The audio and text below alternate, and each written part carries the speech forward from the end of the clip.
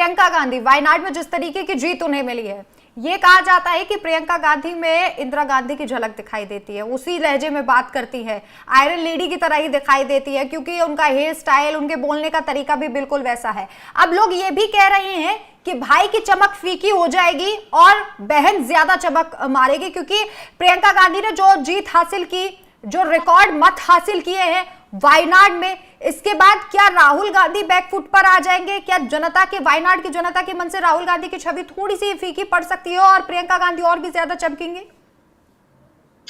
देखिए राखी, बहुत महत्वपूर्ण सवाल है। प्रियंका गांधी को पूरा देश या उनके चाहने वाले और कांग्रेस के चाहने वाले जो कार्यकर्ता थे वो संसद में देखना चाहते थे, ये हकीकत है। और जो वायनाड की मैं बात करूं या मैं साउथ इंडिया की बात करूं, तो देखिए वहां पर हिंदी भाषी लोग इतने नहीं रहते, और जो ये कट्टरता की जो जबान है जो बोली जाती है कि भाई पाकिस्तान जैसे हमें खा जाएगा, या हिंदू मुसलमान की बात की जाती है, अकबर बाबा की बात की जाती है, औरंगजेब के नाम से लोगों को डराया जाता है, ये डायलॉग बाजी वहां चलती नहीं है। वहां की लैंग्वेज डिफरेंट है और इंग्लिश में जाकर आप इस तरीके से लोगों को भयभीत नहीं कर सकते जैसे हमारे यहाँ की चीजें हैं। तो वहां के लोग पढ़े लिखे हैं, वहां का जो शिक्षा का स्तर है वो आप देखिए कहां पर है। तो वो लोग जानते हैं कि भाई क्या सही है क्या गलत है, सबको पता है कि भाई 2014 में बीजेपी की सरकारें आई, लेकिन प्रियंका गांधी भी हमारे बीच में है, राहुल गांधी भी हमारे बीच में है, सोनिया गांधी भी हमारे बीच में है।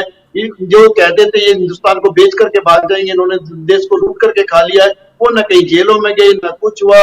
तो कुछ आरोप बेकार के लगते रहे। प्रियंका गांधी एक बड़ी नेता बन करके उभरी है, इंदिरा गांधी की झलक उनको दिखती है, राजीव गांधी की वो बेटी है। तो मैं मानता हूं कि उनका संसद में पहुंचना अच्छा है, वो अपनी बात को अच्छे से रख पाती है और अब आपको एक मजबूत विपक्ष दिखाई देगा। रही बात राहुल गांधी की, देखिए भाई और बहन एक ही सिक्के के दो पहलू होते हैं, उनमें आप किसी को ज्यादा बड़ा या किसी को छोटा नहीं कह सकते। वो जब सांसद नहीं थी तब भी उनका कद बड़ा था, आज भी उनका कद बड़ा है, आगे भी उनका कद बड़ा रहेगा। सुरेंद्र राजपूत जी से मेरी एक बार बात हुई थी, जो कांग्रेस के प्रवक्ता हैं, तो मैंने उनसे सवाल किया था संदीप जी कि ये कहा जाता है कि अगर कांग्रेस में प्रधानमंत्री पद का कोई उम्मीदवार है तो पहले नंबर पर प्रियंका गांधी है और दूसरे नंबर पर राहुल गांधी है। तो उन्होंने इस बात का खुलासा किया, उन्होंने कहा कि प्रियंका गांधी के लिए भी जो नेता हैं वो राहुल गांधी पहले नंबर पर हैं, और अगर प्रधानमंत्री की बात आएगी तो सबसे पहले कांग्रेस के राष्ट्रीय अध्यक्ष जो है मल्लिकार्जुन खड़गे, उनका नाम आएगा, फिर राहुल गांधी का नाम आएगा और फिर प्रियंका गांधी का नाम आएगा।